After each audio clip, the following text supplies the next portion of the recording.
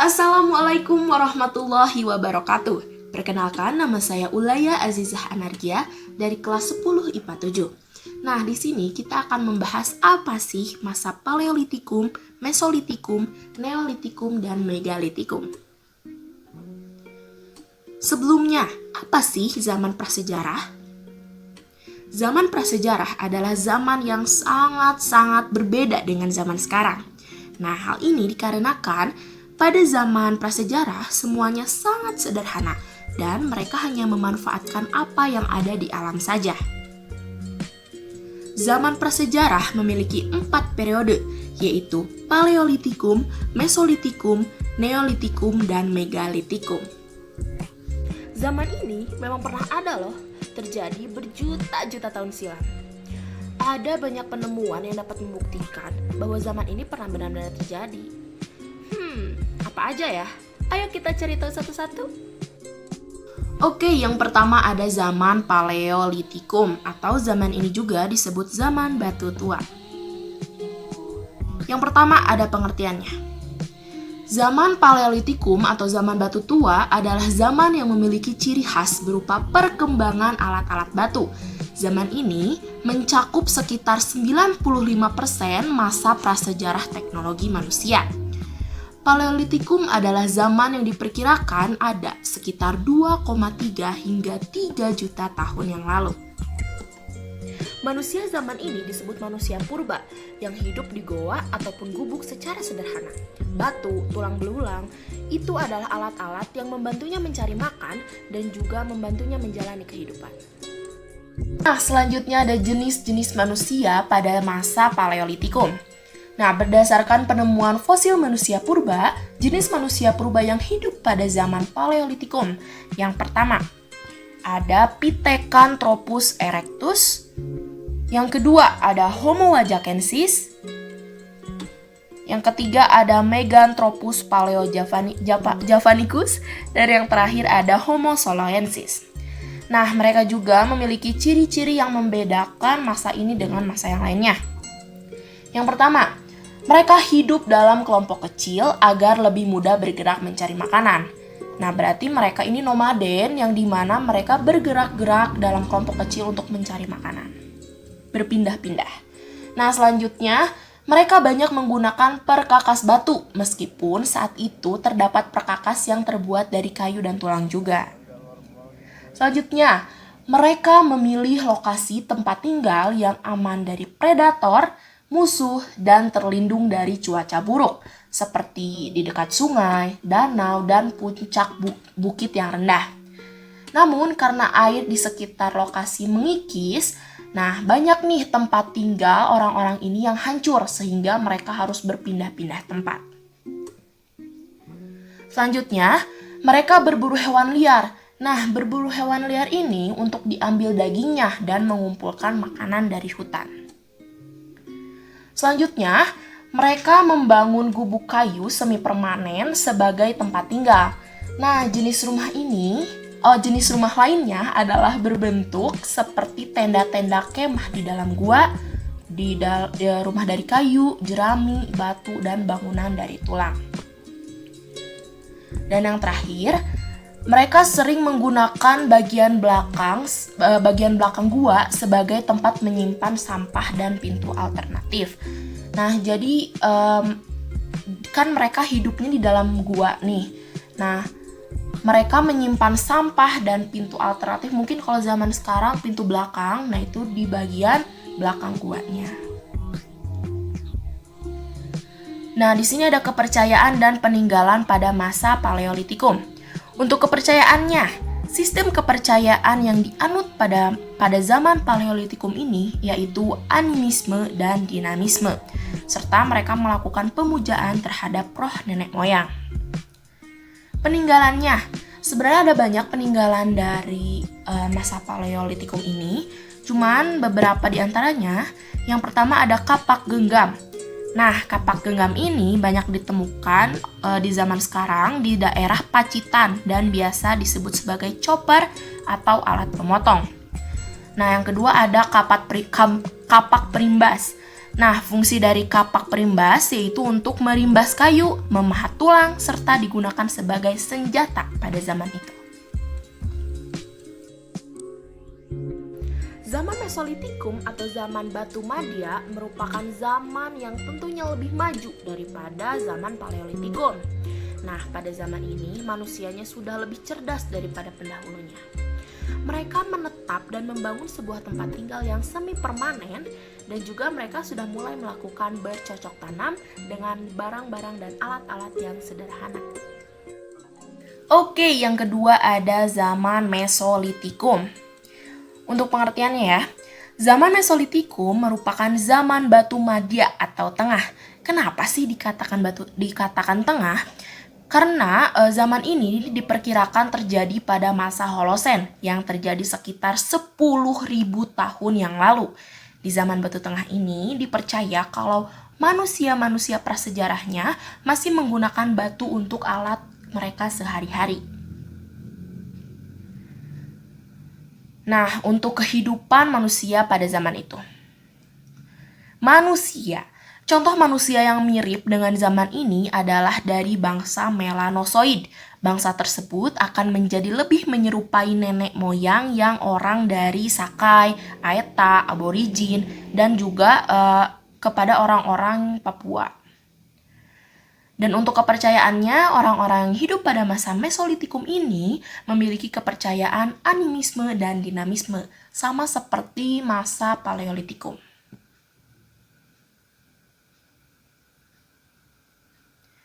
Ciri-ciri. Nah, yang pertama, ciri-cirinya, mereka sudah tidak lagi nomaden atau berpindah-pindah tempat. Nah, mereka sudah mempunyai tempat tinggal yang semi-permanen. Jadi belum terlalu permanen, tapi semi-permanen, seperti di gua dan di pantai. Selanjutnya, mereka sudah mempunyai kemampuan untuk bercocok tanam, walaupun pada masa itu mereka masih menggunakan alat-alat dan cara yang sederhana. Dan yang ketiga, mereka sudah bisa membuat kerajinan dari gerabah. Jadi mereka sudah mulai memproduksi kerajinan dari gerabah. Dan yang terakhir, mereka masih melakukan food gathering atau mengumpulkan makanan. Nah, ada juga nih peninggalan yang ditinggalkan oleh masa Mesolitikum ini. Yang pertama, ini ada Kokenmodinger yang dimana adalah fosil tumpukan kulit siput dan kerang setinggi kurang lebih 7 meter. Selanjutnya, ada peralatan peninggalan mereka yang berbahan tulang manusia atau bone culture. Yang ketiga, ada yang namanya alat serpih atau flakes. Dan yang terakhir, ada alat berburu yang terbuat dari tanduk rusa atau tulang binatang.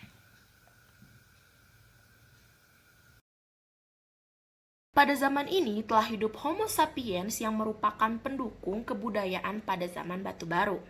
Mereka telah mengenal bercocok tanam dan juga berternak untuk menghasilkan dan memproduksi bahan makanan.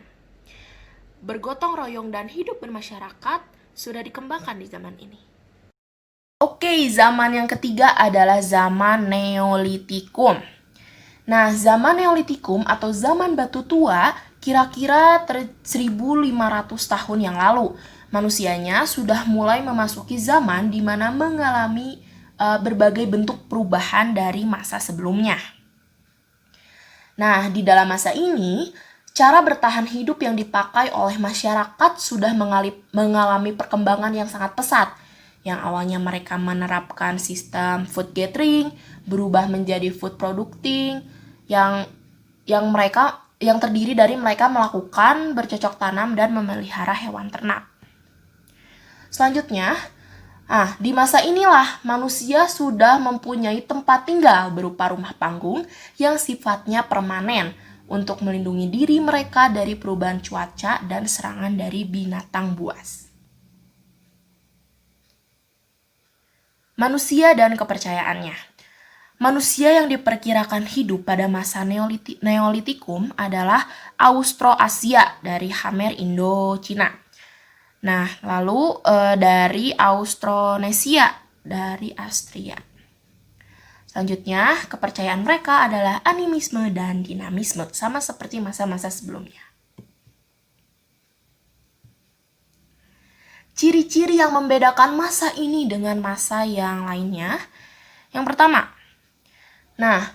beberapa kelompok manusia pada zaman ini mulai melepaskan gaya hidup nomaden menjadi menetap.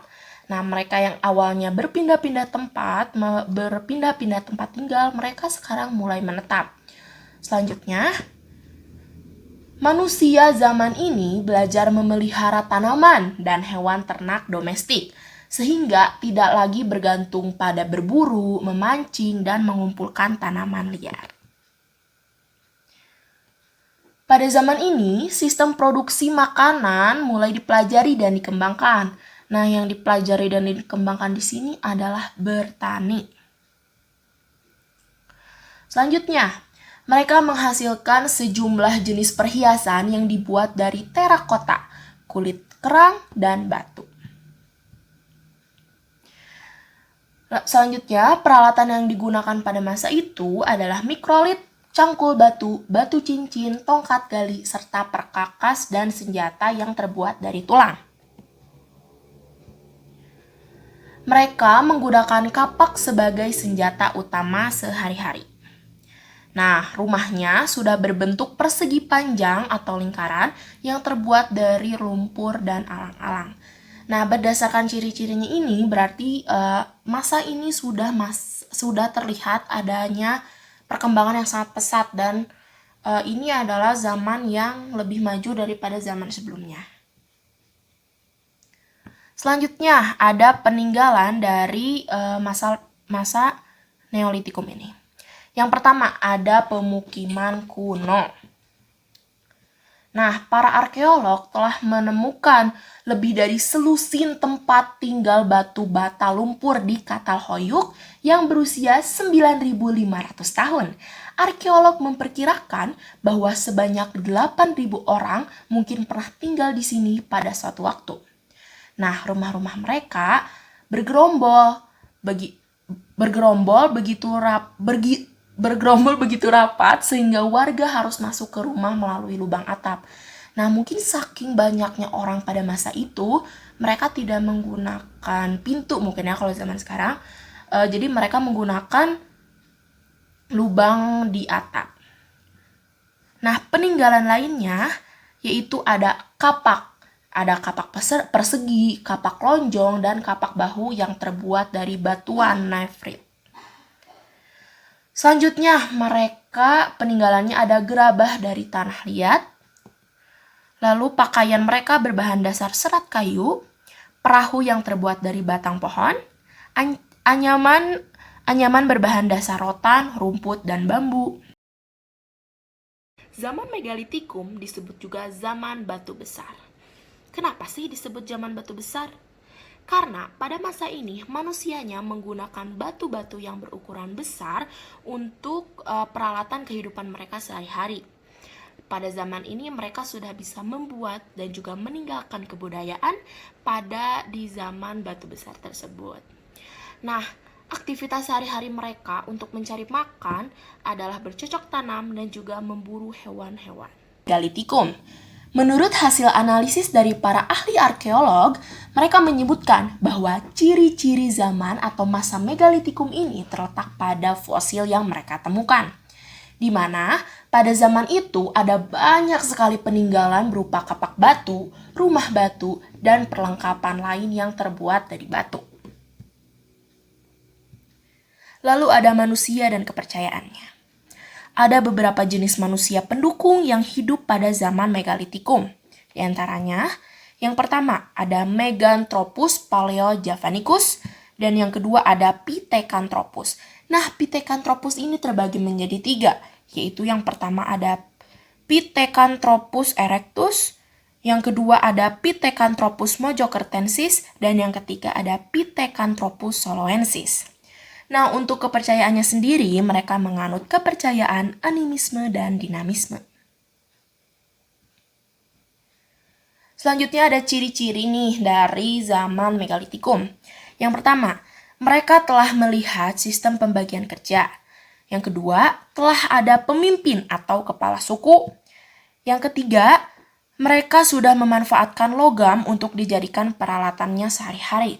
Nah, kalau sebelumnya mereka banyak menggunakan batu sebagai alatnya sehari-hari, nah pada zaman ini mereka sudah menggunakan logam untuk alat-alat kehidupannya. Yang keempat, mereka sudah menerapkan sistem produksi pangan atau bercocok tanam. Yang kelima, mereka sudah ada norma-norma yang berlaku. Yang keenam, mereka menggunakan sistem hukum rimba atau primus inter pares, yaitu memilih yang terkuat dari yang terkuat. Seperti hukum rimba di hutan pada binatang-binatang, mereka memilih yang terkuat dari yang terkuat. Peninggalan.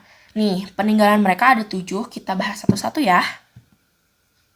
Yang pertama, ini ada gambar dari kubur batu. Nah, kubur batu ini merupakan sebuah peti mati yang terbuat dari batu besar. Dan kubur batu ini dipakai untuk menyimpan mayat atau jenazah. Di Indonesia banyak sekali peninggalan kubur batu sampai saat ini yang terdapat di Yogyakarta, Cirebon, Cepu, Sulawesi Selatan, dan juga Bali. Yang kedua ada sarkofagus. Nah, ini contoh gambar sarkofagus. Sarkofagus merupakan batu besar yang berupa peti dan dipakai untuk menyimpan mayat atau jenazah. Nah, batu ini berupa batu yang masih utuh dan kemudian di atasnya diberi penutup. Sarkofagus ini banyak ditemukan di Bali dan juga di Bondowoso, Jawa Timur. Yang ketiga ada dolmen. Nah, ini contoh gambar dolmen. Dolmen merupakan meja besar yang dipakai sebagai tempat sesaji dan juga untuk pemujaan terhadap roh nenek moyang. Nah, peninggalan berupa dolmen ini mempunyai fungsi sebagai penutup sarkofagus. Dolmen ini banyak sekali ditemukan di daerah Besuki, Jawa Timur, dan juga dikenal sebagai pandusa.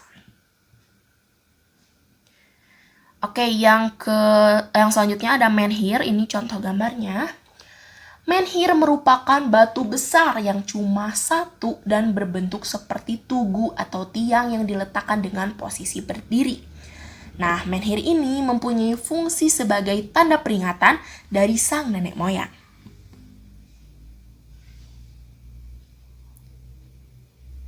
Selanjutnya ada punden berundak-undak. Punden berundak-undak. Nah, ini contoh gambarnya.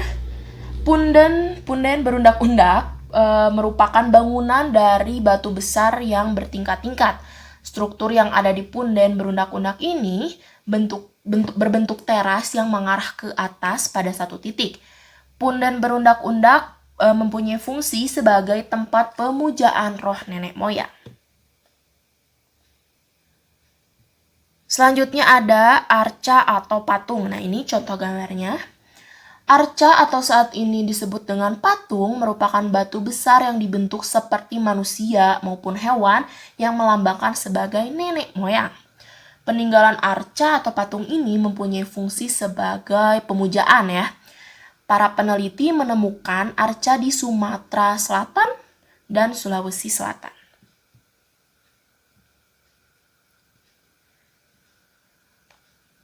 Selanjutnya ada waruga, ini contoh gambarnya. Waruga merupakan makam yang terbuat dari batu besar dengan 2 bagian, yaitu atas dan bagian bawah. Bagian batu atas dipakai sebagai atap yang berbentuk segitiga. Nah, sedangkan untuk bagian bawahnya fungsinya sebagai alat menyimpan mayat para leluhur. Oke, kayaknya segitu dulu yang bisa saya sampaikan. Mohon maaf bila ada kesalahan dalam materi maupun penyampaiannya. Terima kasih. Wassalamualaikum warahmatullahi wabarakatuh.